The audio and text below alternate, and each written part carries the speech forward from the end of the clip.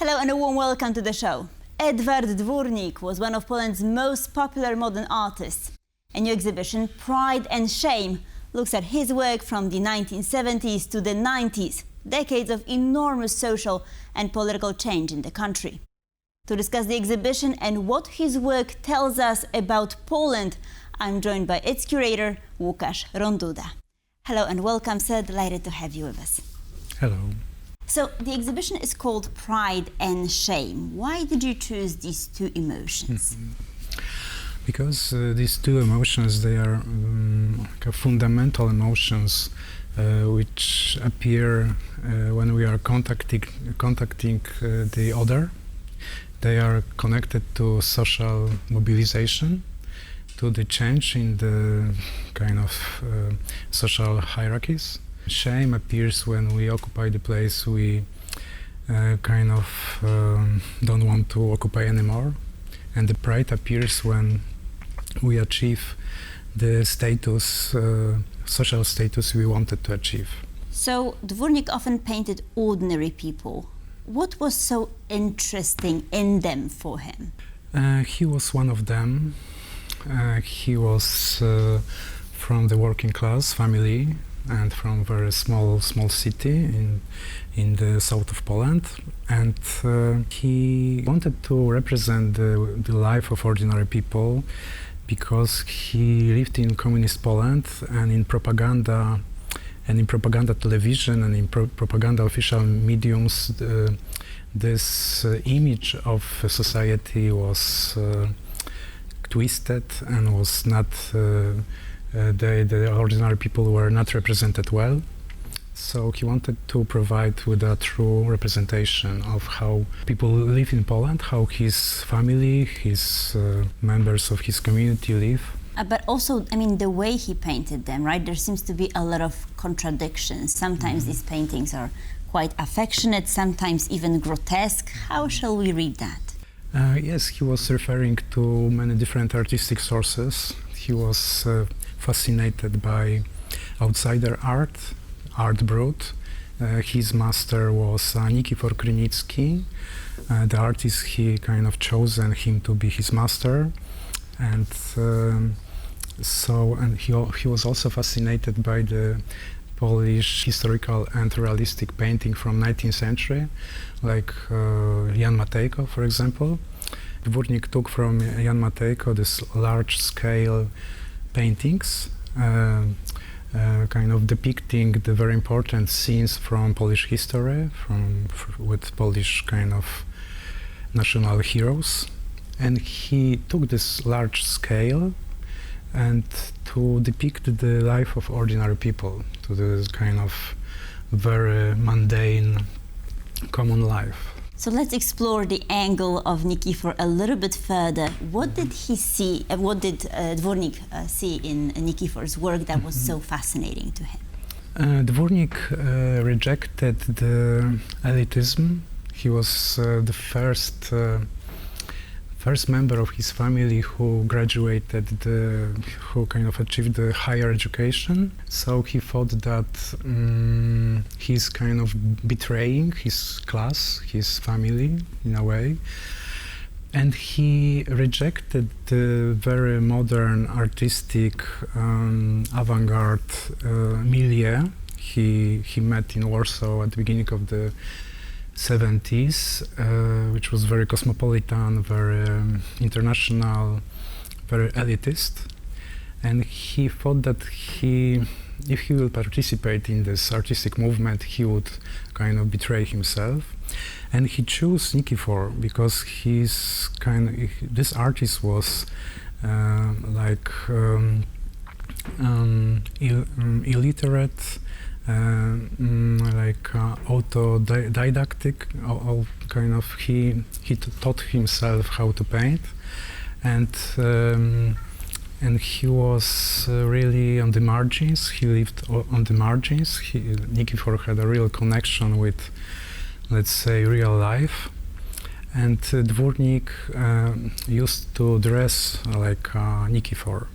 He was kind of very fascinated with his like artistic attitude, and he wanted to give another life to his painting.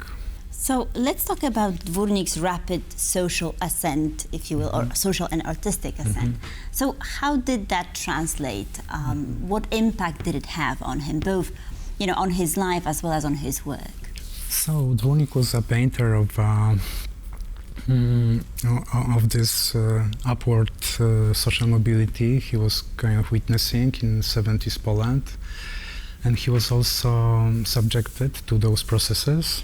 And he, for example, he created such a series of paintings called Sportsmen, Sports People, when he imagined those processes of social mobilization and in a very different areas, and he was stressing that he is painting those people out of pity for them. So he was also for their imperfections. He was also for their imperfections and their vulnerabilities, and how he kind of was full of empathy to those people, and he was seeing himself as one of them. The exhibition takes us through 3 decades, 70s, 80s, and 90s. So how was Poland changing over that time, and how can we see that in Dwurnik's paintings? It was very kind of the periods, these decades were full of dramatic changes and transformations. And in the 70s we can see this in the Sportsman series. He's depicting this kind of the beginning of Polish middle class, let's say. He was depicting how this working class society is kind of transforming into more individual middle class, communist middle class. And in the 80s he's portraying this dramatic polarization which kind of appears in Poland, connected to martial law, how this society is changing. This is it has this more national and religious twist in the 80s, and in the 90s he started to, in a way, celebrate his artistic individual success. He stopped to listen to the kind of community, to the larger social changes. He finally focused on his individual career. Dwurnik had a pretty complicated relationship with the Solidarity movement. What was going on with him in the 1980s? In the 80s, it was the best period for his artistic career. He was in the best artistic, let's say, shape at this time. His work was very expressionistic, and in the artistic world at that time, the new expressionism was very popular. So he was invited to a very prestigious artistic exhibition called Documenta in Kassel in the 80s, in the 82.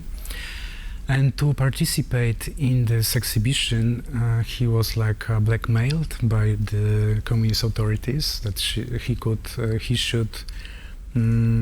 was forced to participate in a regime, supported by the regime, institutions and exhibition in Poland. So he, in a way, he took this offer. He participated in this regime exhibitions and institutions, and then he was allowed to travel abroad and represent Poland at the Documenta Kassel.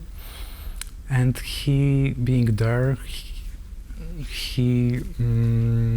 it was very important for his artistic kind of development.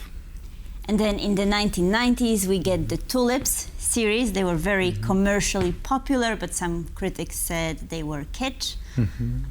So did Dwurnik care what the artistic establishment thought about him? How did it come about, that shift from sort of socially engaged work to more decorative art?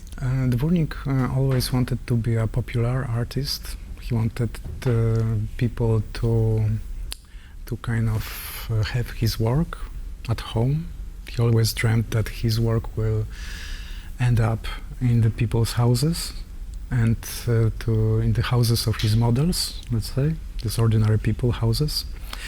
And the Tulips series, he was painting it in the 90s, and they were like certificates of success. So he was giving this, he was kind of selling those paintings to the people of this middle class who achieved success in the 90s, and it was kind of like a certificate that yes, we won, we kind of succeeded, and so he became the most popular artist of the middle class of the 90s in Poland. And of course it was problematic when it comes to the critics, and the intelligentsia were criticizing him for this kitsch kind of paintings, but he always was kind of wanted to stay with the people. And you've met Dwurnik personally, so what kind of person was he? He was very friendly and intelligent person.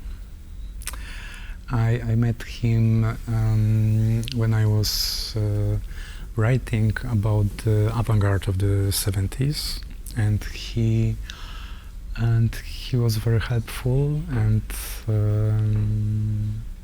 yes, very nice person who didn't wanted to over-intellectualize his work. He always communicated on this level of emotions, and he was very emotional, very sensitive. He was treating his painting as an expression of his emotions, his kind of feelings about the world and the people he is meeting. So yes, so I remember him as a very nice, emotional person. And when you were selecting these particular paintings for this exhibition, what principles guided you? What were the criteria? And the criteria was that we wanted to show Dwurnik as a painter of a community. He always wanted to create a representation of a community, of a Polish society in the painting. That's why he took this 19th century realistic painting from Jan Matejko to create a community, to representation of a community. He thought that we are very alone, very separated, very alienated from each other, and the art and the painting has this power to connect us, to kind of connect the society, to build a society from the scratch, to build a new kind of, to refresh our sense of community. And Łukasz, do you enjoy his work? Do you like his paintings? Perhaps you have a particular artwork that you like? Yes, I really like his work, and I don't mind to have tulips at home because they are very positive and light. He has a lot of very heavy, dramatic, dark paintings, which look better in the museum, not at home. Łukasz Ronduda, thank you so very much for joining us and for shedding more light on Edward Dwurnik and his work, and the exhibition will be open until February of 2027. And thank you for watching Pulse of Culture. Please stay tuned for more here on TVP World.